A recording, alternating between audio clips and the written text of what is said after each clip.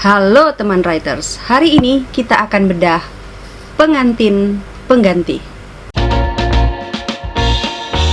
Seperti biasa kita akan breakdown semua unsur-unsur dari novel yang kita bahas hari ini supaya nanti kita bisa tahu jalan ceritanya, ya kan? Udah gitu yang pasti kita akan cari juga kelebihan dari novel ini dan juga sesuatu yang bisa diperbaiki. Dan nanti pada akhirnya semoga bisa berguna untuk proses kepenulisan kita sendiri ya. Akan ada tips and trick di akhir video. Jadi tonton terus sampai habis. Oke, judul bukunya teman-teman sudah tahu ya, Pengantin Pengganti, dan ini dituliskan oleh Mbak Diani ya, seperti ini bukunya. Ini terbit di penerbit indie yang namanya RNA, Ready and Action. Terbitan RNA ini baru pertama kali aku pegang bukunya ya. Jadi ini penerbitnya beralamat di Kebumen, Jawa Tengah ya. So kita akan bahas book performance-nya. Siapa tahu teman-teman lagi cari juga nih penerbit indie untuk menerbitkan karya teman-teman. Lihat dari covernya, ini bentuknya seperti model-model anime gitu ya, kayak jadi kayak cita rasa Jepang gitu ya kan. Nah mungkin kalau yang suka dengan bentuk-bentuk seperti ini langsung tertarik dengan covernya. Warnanya juga mencolok ya, jadi untuk segi cover ini bisa menarik perhatian ya kan. Dan ini menurut aku juga pasangan yang ada di sini ya bisa jadi untuk menggambarkan pasangan yang ada di dalam novel ini. Jadi teman-teman bisa tebak ya genre dari novel ini ya. Tentu saja ini adalah cerita romantis. Layout sebenarnya standar ya, nggak jelek, dan menurut aku sih bagus. Aku suka layout dalamnya ya kan. Seperti ini aku suka. Tapi kemudian mungkin yang bisa diperbaiki lagi adalah bundlingnya ya, atau lemnya gitu ya. Karena baru sekali baca udah ada yang terlepas, terutama di bagian pinggir ya. Kayak depan ini udah ada yang terlepas gitu, seperti ini ya.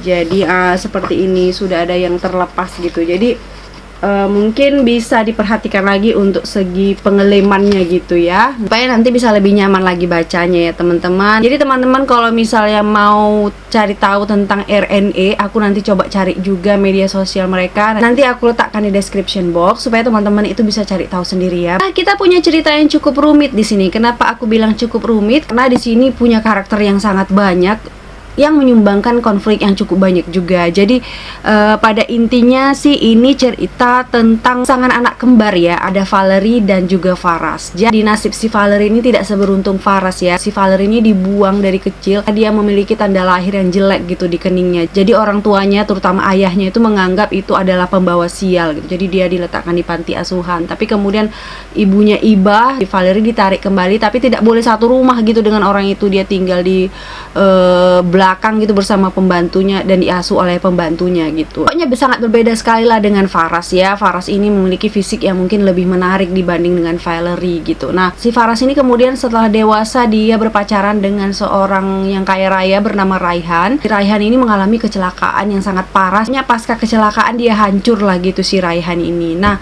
si Faras ini nggak mau lagi dengan si Raihan. Walaupun mereka sudah bertunangan, si Faras ini tidak mau melanjutkan pertunangan itu gitu. Tetapi ayahnya memaksa. Kenapa? Karena ayahnya ini memiliki utang yang sangat besar, sehingga kalau misalnya dia punya menantu seorang orang kaya, itu pasti utangnya tersebut bisa dilunasi gitu. Dan akhirnya si Valerie inilah yang menggantikan si Faras gitu ya kan, untuk menikahi Raihan. Dan si Raihan ini akhirnya tahu bahwa pengantinnya itu bukan pengantin, bukanlah tunangannya. Si Raihan tahu juga, akhirnya Valerie ini juga disiksa, tersiksa ya bersama Raihan. Udah gitu nanti ada juga sumbangan konflik dari sahabat-sahabatnya si Raihan ini tadi. Jadi pokoknya cukup banyak konflik yang hadir dalam novel Pengantin Pengganti ini. Dari segi ide cerita aku pikir ini sebenarnya sudah cukup banyak diangkat. Jadi kayak ada saudara kembar, udah itu saudara kembarnya ini menggantikan posisi saudara kembarnya yang lain gitu ya. Dan konflik dimulai dari situ. Tetapi di sini ada juga tambahan-tambahan, walaupun ini romantis, tapi ada tambahan-tambahan thrillernya sedikit karena salah satu dari sahabat si Raihan itu mengalami ya semacam gangguan kejiwaan gitu ya, yang sangat terobsesi dengan si Raihan. Nah menurut aku itu tambahan yang cukup bisa dikatakan menarik ya. Nah sedangkan untuk eksekusinya atau plotnya lah gitu bisa kita katakan bisa dirapikan lagi. Lihat di sini dari kata pengantar penulisnya bahwasanya ini adalah cerita yang ditulis secara secara penser gitu ya, artinya tanpa outline gitu, jadi kayak free writing gitu. Dan menurut aku ini cukup jelas ya konfliknya, walaupun dituliskan secara secara free writing gitu. Tapi memang tidak ada ketentuan baku bahwa sebuah novel itu harus ditulis berdasarkan outline dulu baru nulis. Boleh juga kalau misalnya kita lebih nyaman tanpa outline, itu tidak masalah. Tetapi harus teman-teman perhatikan ya, semua unsur-unsur yang membangun sebuah cerita itu agar lebih menarik, itu harus juga diperhatikan lagi. Nah, yang penting pada intinya, walaupun kita adalah seorang penser atau seorang plotter, ya kan, pada intinya kita harus tahu bahwa cerita itu harus punya hubungan sebab akibat yang sangat-sangat jelas ya, supaya cerita fiksi pun itu terasa seperti nyata atau believable. Pokoknya semua alasannya gitu harus jelas. Itu sih pada intinya dalam penyusunan plot ya. Misalnya teman-teman ingin mengetahui apa sih sebenarnya guna menuliskan outline gitu sebelum menulis ya, selain memang kita juga tidak melupakan poin-poin hubungan sebab akibat itu tadi. Nah, sebenarnya juga rumusan outline yang sudah beredar ya di mana-mana itu sebenarnya sudah teruji ya secara klinis ya, maksudnya sudah teruji secara publik bahwasannya plot cerita yang setelah disusun sedemikian rupa itu adalah plot cerita yang menarik dan biasanya bestseller gitu ya teman-teman. Selanjutnya, gaya ceritanya di sini cukup enak dibaca ya. Inilah mungkin yang salah satu yang membuat kita nyaman membaca novel ini ya. Jadi gaya ceritanya itu sangat ringan sekali untuk kita ikuti. Hanya saja mungkin di sini proses-proses perubahan karakter dari satu tindakan ke tindakan lainnya di sini perlu dimunculkan lagi ya. Alasannya itu yang cukup kuat, harus dimunculkan lagi. Sudah begitu, dalam proses pengembangan ceritanya sendiri cukup banyak menggunakan telling ya teman-teman. Jadi di beberapa bagian terasa agak sedikit kaku ya, hanya di beberapa bagian saja. Contohnya misalnya gambaran Raihan tentang dia seorang kaya raya gitu ya. Jadi alih-alih mengatakan dia seorang anak yang kaya raya atau anak miliarder gitu, bisa kita ucapkan aja dia perusahaan apa, bergerak di bidang apa, sehingga kita itu bisa membayangkan sekaya apa gitu dia ya. Selain memang di sini telah digambarkan rumahnya sebesar apa, dan dia juga punya pembantu yang bukan hanya sekadar pembantu tapi kepala pembantu ya gitu ya, berarti yang membawahi banyak pembantu-pembantu lainnya gitu ya. Jadi banyak hal-hal yang seperti itu yang mungkin bisa dikembangkan lagi melalui teknik showing ya, supaya lebih hidup gitu. Nah, untuk tata bahasanya cuman banyak typo aja ya, kesalahan pengetikan. Tetapi kalau untuk penggunaan kata-kata baku, menurut aku di sini sudah cukup rapi, apalagi ini mengingat adalah self publishing atau menggunakan penerbit indie yang bisa jadi editingnya itu editing self editing ya. Aku nggak periksa semalam ini di punya editor apa enggak ya, coba aku lihat dulu di sini. Oh, ada editornya, jadi mungkin itu terbantu ya, teman bisa terbantu dengan adanya editor. Tapi jangan lupa juga untuk tetap mempelajari yang namanya self editing. Jadi sekarang kita masuk ke reading time. Kehidupan baru. 5 tahun yang lalu, Valerie menatap langit dengan cemas. Matahari semakin redup. Dia terlambat pulang karena terlalu asik membantu Bu Irma menjual gorengan.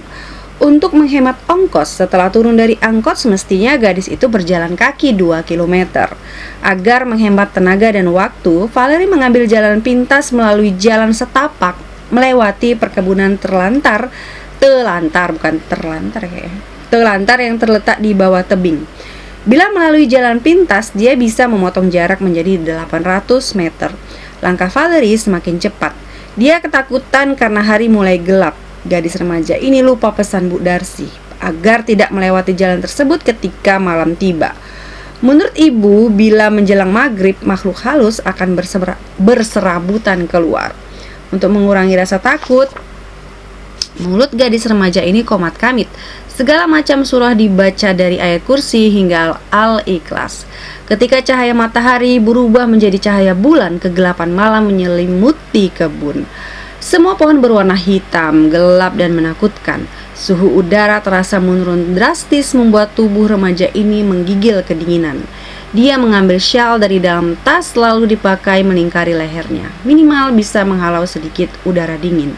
Tiba-tiba, Valerie menghentikan langkahnya, berdiri mematung. Dia berusaha menajamkan pendengarannya. Sayup terdengar suara rintihan lirih.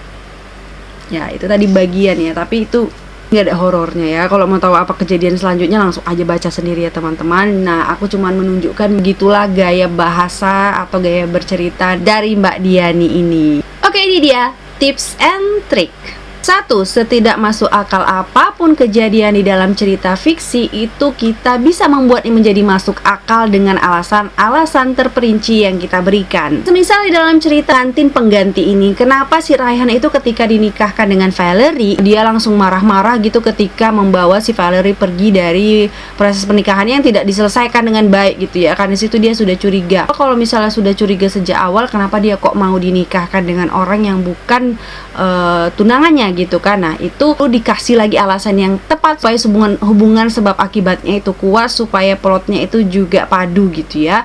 Jadi misalnya bisa kita bilang, oh dia supaya nggak malu di hadapan para tamu undangan atau di hadapan keluarganya, atau mungkin bisa ditambahkan alasan-alasan seperti itu.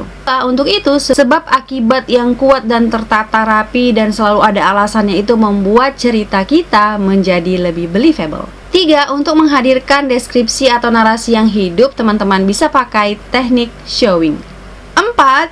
Kapan pakai telling, kapan pakai showing? Itu mungkin pertanyaan yang sering hadir di benak teman-teman kalau misalnya sedang mendengarkan tips harus banyak showing ini daripada telling, atau sebaliknya gitu ya. Nah, kapan kita menggunakannya? Pakai teknik showing untuk mendeskripsikan karakter, pekerjaannya, latar belakangnya, tujuannya, ya kan, udah gitu misalnya juga kesukaannya dan lain sebagainya, dan kegiatannya. Pakai juga teknik showing untuk mendeskripsikan setting yang tentu saja berguna bagi alur cerita kita ya, bagi perkembangannya. Tapi gunakan teknik telling kalau misalnya hanya untuk mendukung deskripsi utama itu saja. Terus yang kedua, pakai teknik showing kalau kita sedang menggambarkan perasaan dari karakter kita, apa yang sedang dirasakannya, itu kalau bisa menggunakan teknik showing. Jadi kalau misalnya alih-alih menggunakan kata sedih ya, dia sedang sedih, nah itu bisa kita kembangkan dengan cara apa sih sebenarnya yang membuat dia sedih, itu kita kembangkan lagi, kita paparkan lagi dengan teknik showing itu tadi ya. Gunakan telling kalau misalnya teman-teman mau menceritakan backstory-nya, misalnya dulu kenapa dia sesedih itu melihat orang yang tidak makan, misalnya mungkin di dalam backstory-nya dia dulu juga pernah mengalami hal yang sama. Nah, itu bisa pakai telling aja gitu. Banyak sekali kondisi-kondisi yang perlu kita perhatikan ya ketika kita ingin menentukan apakah kita pakai teknik telling atau pakai showing dalam mengungkapkan sesuatu atau informasi di dalam cerita kita ya. Dan itu nanti sebenarnya seiring dengan waktu, teman-teman sering latihan nulis, sering baca, itu nanti bisa tahu sendiri. Jadi, untuk sebagai rambu-rambu, kalau misalnya teman-teman nanti setelah revisi baca ulang gitu yang apa teman-teman pada saat self editing, nanti teman-teman ya setelah selesai menulis, kalau misalnya ada sesuatu hal yang kayak bertele-tele gitu ya, kepanjangan gitu, nah berarti itu terlalu banyak showingnya, nanti bisa dipotong dengan telling aja ya. Nah, tapi kalau misal terlalu kaku, nggak ada feel-nya, itu berarti kekurangan showing. Gitu aja untuk ngeceknya ya teman-teman. Jika teman-teman suka dengan cerita-cerita ya hubungannya dengan pernikahan, apalagi pernikahan paksa gitu ya, ada itu konflik antar sahabat gitu ya. Di sini ada juga konflik antara Raihan dengan sahabatnya. Ada juga nanti gangguan-gangguan dari orang-orang yang terobsesi gitu, punya gangguan kejiwaan ya. Ada thriller-thrillernya sedikit lah ya intinya. Nah, kalau memang suka, bisa pesan buku ini Pengantin Pengganti ke penulisnya langsung Mbak Diani, atau mungkin nanti bisa langsung ke penerbitnya RNA. Semua media sosial mereka sudah aku letakkan di description box. Oke, aku ingin mengucapkan terima kasih banyak kepada Mbak Diani ya. Mohon maaf jika review atau jika bedah buku kali ini memiliki kekeliruan. Aku mohon maaf yang sebesar-besarnya. Udah gitu, aku juga ingin berterima kasih kepada teman writers yang sudah mau tonton video ini sampai habis. Kalau misalnya suka video ini, jangan lupa like, comment, and share. Dan jangan lupa juga subscribe, juga tekan tombol loncengnya supaya nanti langsung dikasih tahu kapan kita ada video baru lagi. Jadi teman-teman terus menulis, semangat berkarya, jaga kesehatan, jangan lupa. See you.